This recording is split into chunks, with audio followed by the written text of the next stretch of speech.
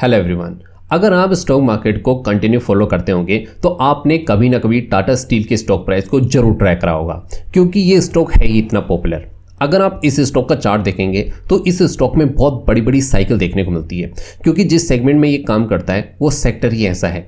लेकिन अभी हाल फिलहाल में जो ये बड़ी गिरावट आ रही है टाटा स्टील में, आखिर इसके पीछे का रीज़न क्या है, तो आज हम इस वीडियो में उन सारे रीज़न को यहाँ पे जानने वाले हैं। तो चलिए इसके ओवरव्यू से लेके उन रीजंस को सार को कवर करते हैं। तो देखो, फर्स्ट ऑफ ऑल अगर हम यहाँ पे कंपनी का शॉर्ट एक ओवरव्यू देखें तो आपको पता चलेगा कंपनी मोर देन 50 कंट्रीज में वर्क करती है, जहां पे कि अगर आप इनकी मैन्युफैक्चरिंग कैपेसिटी देखोगे वो आपको 35+ मिलियन टन देखने को मिल जाएगी। इसके अलावा इनका जो फोकस है 2045 तक वो है नेट जीरो कार्बन का। अगर ये वहां तक पहुंचते तो अच्छी बात है। अब देखो टारगेट तो दिया है, पहुंचे ना पहुंचे वो अलग बात है, लेकिन ये इनका यहाँ पे मिशन होने वाला है। लेकिन अगर आप यहाँ पे इनके ऑल टाइम चार्ट को देखोगे, जहां पे आप देखोगे कि इस स्टॉक में कितनी बड़ी बड़ी साइकिल हमें आते हुए देखने को मिल रही है। कुछ टाइम पहले ये स्टॉक मोर देन 70 के ऊपर ट्रेड हो रहा था, एंड आज अगर आप उसी का स्टॉक प्राइस देखोगे वो आपको 130 के नियर आपको देखने को मिल जाएगा। तो ये इसका करंट परफॉर्मेंस हम यहाँ पे देख सकते हैं। अब बात करते हैं वो कौन से रीजन है जिसकी वजह से फॉल आते हुए देखने को मिल रहा है। तो देखो, जो पहला रीजन हमें देखने को मिल रहा है वो देखने को मिल रहा है स्टील के प्राइसेस। अब अगर आप ग्लोबल लेवल पे देखोगे, स्टील के प्राइसेस में काफी ज्यादा डिक्लाइन हमें आते हुए देखने को मिल रहा है। यही नहीं, ये एक्सपेक्ट किया जा रहा है कि 2025 में स्टील के प्राइसेस में ऑलमोस्ट 4% का फॉल हमें और देखने को मिल सकता है। इसके अलावा अगर आप स्टील के प्राइसेस देखोगे तो आपको देखने को मिलेगा 20 जन 2025 में इस टाइम पे 42,000 रुपीज़ के आसपास पे प्राइस चल रहा है। वहीं पे अगर आप पिछले साल जाएंगे, लास्ट में अप्रैल 2024 की बात करूं, तो आप स्क्रीन पे देख सकते हैं आपको ऑलमोस्ट यहाँ पे जो प्राइस है वो आपको 43,000 के नियर आपको देखने को मिल जाएगी। यानी कहाँ 43,000 एंड कहाँ आपका 42,000, यानी कंटिन्यू यहाँ पे स्टील सेगमेंट में हमें प्राइसेस में डिक्लाइन आते हुए देखने को मिल रही है। अब सवाल आता है कि जो प्राइस है ये आखिर गिर क्यों रहा है। तो देखो, इसके पीछे भी कुछ रीजन है, जिसमें कि पहला रीजन आता है दोस्तों इंक्रीज प्रोडक्शन कैपेसिटी। देखो, जो प्रोडक्शन की जो कैपेसिटी है वो काफी ज्यादा हाई हो चुकी है इस टाइम पे स्टील की, जितनी की डिमांड नहीं आती हुई देखने को मिल रही है, जो कि सीधा का सीधा इसके प्राइस पे इंपैक्ट डाल रहा है, इसके रेवेन्यू पे इंपैक्ट डाल रहा है, जिस वजह से हमें यहाँ पे क्या देखने को मिल रहा है, फॉल आते हुए देखने को मिल रहा है। तो हमने देखा कि प्रोडक्शन हाई है, डिमांड उतनी ज्यादा नहीं है। इसके बाद जो एक और रीजन आता है प्राइस का फॉल होने का, वो है इंपोर्ट्स का राइज होना।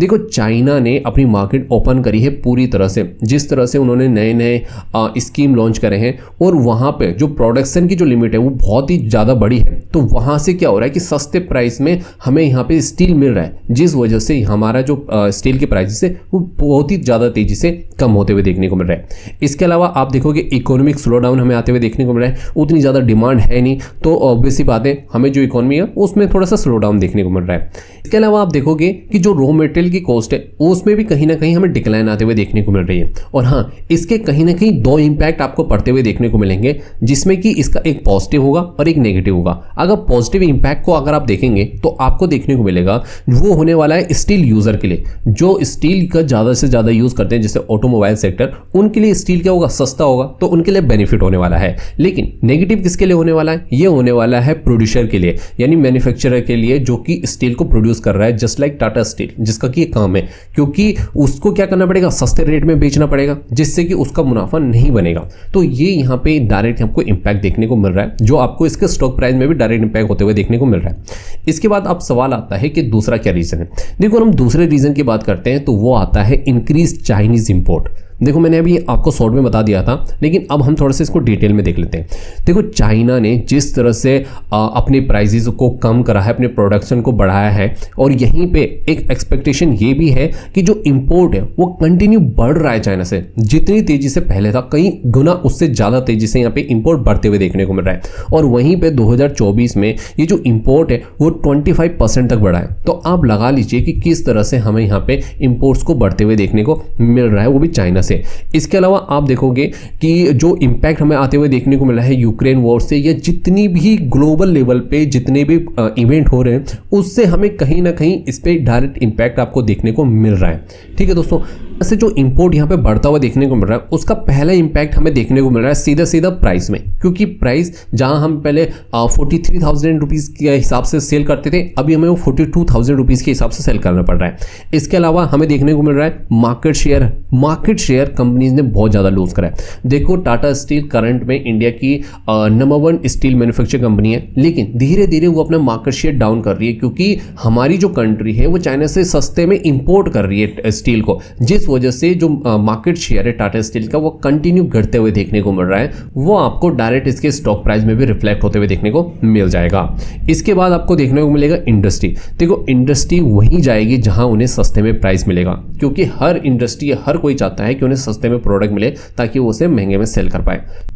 तो इस वजह से हमें पूरी की पूरी जो इंडस्ट्री है वो डिस्टर्ब होते हुए देखने को मिल रही है करंट टाइम में, क्योंकि वो सारा का सारा सस्ते की तरफ जाते हुए देखने को मिल रहा है।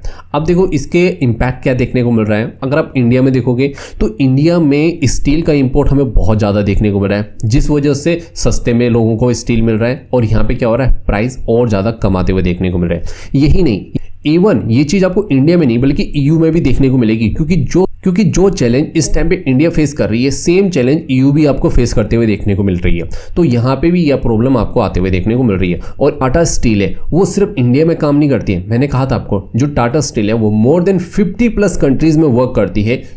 तो इसलिए इस चाइनीज़ इंपोर्ट का जो इम्पैक्ट है वो सिर्फ इंडिया में नहीं बल्कि ईयू एंड अदर कंट्रीज़ में भी देखने को मिल रहा है, जो हमें इसके नंबर्स में भी देखने को मिल रहा है। उसको हम अब यहाँ पे एनालिसिस करने वाले हैं, क्योंकि अभी तो हमने सिर्फ ऊपर से बात करी कि यार चाइनीज़ इंपोर्ट बढ़ रहा है, प्राइस कम हो रहा है, लेकिन इससे हो क्या रहा है वो अब आपको पता चलने वाला है। क्यों? क्योंकि टाटा स्टील ने अपनी Q3 के रिजल्ट अनाउंस करे एंड रिजल्ट्स में क्या निकला। एंड अगर आप यहाँ पे टाटा स्टील का नंबर देखेंगे तो आप देखोगे 43% का फॉल आते हुए देखने को मिला हमें नेट प्रॉफिट में। पिछले साल के सेम क्वार्टर में कंपनी ने 522 करोड़ का नेट प्रॉफिट डिलीवर करा था, जबकि इस क्वार्टर में कंपनी ने 295 करोड़ का प्रॉफिट यहाँ पे पोस्ट करा है, यानी 43% का फॉल आते हुए देखने को मिला हमें इसके प्रॉफिट में। तो आप एज्यूम कर सकते हैं जो चीजें हमने कही कि प्राइस कम हो रहे हैं स्टील के, चाइना से इंपोर्ट बढ़ रहा है, उसका इंपैक्ट कहाँ देखने को मिल रहा है, इसके प्रॉफिट में आपको देखने को मिलेगा कि इतना कम 500 करोड़ के प्रॉफिट से सीधा कंपनी ऑलमोस्ट 300 करोड़ के प्रॉफिट में आती है।